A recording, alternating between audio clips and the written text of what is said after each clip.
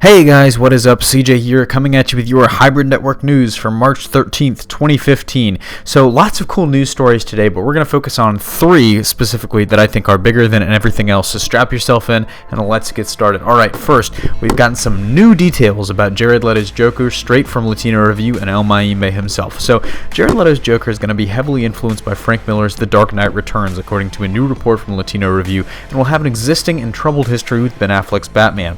Mayimbe, Latino Review, and ratings scoop master on the interwebs provided new details on the popular villain's latest cinematic incarnation. So here are the highlights.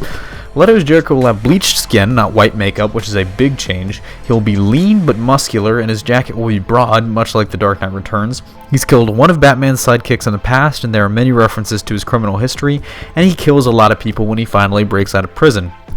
Though the Jokers on screen in the past have ranged from slim to less slim in the case of Mr. Nicholson, a muscular Joker would certainly be something audiences haven't seen on screen before.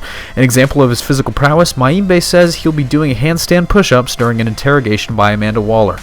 The other interesting facet of Mayimbe's report is that Joker will reportedly have a close tie to one Dr. Hugo Strange, the prison psychologist.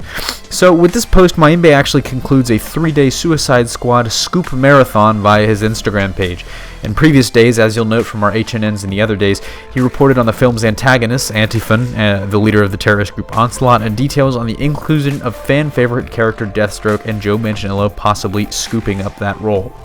So our next big top story is Hulk vs. Hulkbuster. Now this fight scene everyone's been looking forward to in Age of Ultron. Some new details have been revealed. Alright, so new details of the highly anticipated Hulk vs. Hulkbuster battle scene from Avengers Age of Ultron have emerged after a showing of some new, never-before-seen footage at the annual Disney shareholders meeting. The footage, witnessed by Stitch Kingdom, a Disney news outlet, greatly fleshes out the clips that we've already seen in the trailers. How, you ask? Well, let's go through the transcript. The scene opens with an armored police vehicle arriving on scene. An incredibly angry and destructive Hulk is witnessed tearing up the streets, destroying cars and spreading all-out panic. Police, heavily armed with machine guns, openly fire on the Hulk to no avail. In the distance comes Iron Man, flying at super speed to the scene. "Hold your fire," he commands to the responding teams below. He's flanked by large metal objects that speed along through the air with him, keeping up every step of the way. We cut back to the menacing Hulk, and all of a sudden a large steel surfboard-shaped object slams itself down on the pavement in front of him. Then another, and before you know it, Hulk is trapped inside a giant solid metallic box. At least that is, until Hulk smashes free and then continues his rampage. And then it assembles, piece by piece, the Hulkbuster, almost in Mark 42 fashion. "The witch is messing with your brain," Stark tells Hulk. "You're smarter than her. You're Bruce Banner."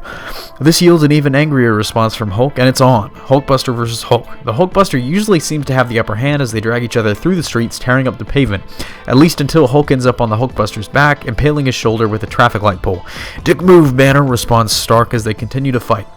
Then the damaged pieces of the Hulkbuster fall off and are quickly replaced with new parts, different parts, and now Hulkbuster is atop Hulk, Stark treating Hulk's head as a punching bag and literally pounding Hulk's head into the pavement over and over and over, much to the amusement of the audience. So it kind of sounds like the Loki scene from Avengers. "Sleep, go to sleep," chants Stark, but spoiler alert, it doesn't work. Then one of the replaced parts of the Hulkbuster, the arm missing a hand, wraps itself around Hulk's arm and sucks him in, and Iron Man takes flight, toting Hulk by the arm. Now that all sounds fantastic in my opinion, but it also seemingly confirms that as dark as this movie is going to get, it'll still have that Avengers humor that audiences loved in 2012. And so our final piece of news for the day comes from Supergirl. Helen Slater and Dean Cain, their roles for the new Supergirl TV show may have been accidentally revealed by Internet Movie Database, better known to the internet as IMDB. According to the site, Cain and Slater are playing Kara Zor-El's adoptive human parents Fred and Sylvia Danvers. Now this casting is a tongue-in-cheek reference to the fact that both Cain and Slater played Superman and Supergirl in past productions. While Cain is perhaps best known for his turn as the Man of Steel on Lois and Clark, the New Avengers of Superman, Slater played Kara Zor-El in the rather forgettable 1984 film Supergirl. She also later played Superman's birth mother, Lara L., on the long-running origin series Smallville. On the same series, Cain also made a cameo as the evil immortal Dr. Curtis Knox. Now, the CBS-ordered series starring Melissa Benoist is in production now and is expected to air this fall, So lots of good stories here today. What were your top stories? And don't forget to check out hybridnetworkyt.com, our website, where you can get all of these stories throughout the day, or you can just wait for this culmination video. But definitely check out. We've done a lot of work on this site. We hope you guys really enjoy it. So signing off, this is CJ, and I'll see you next time.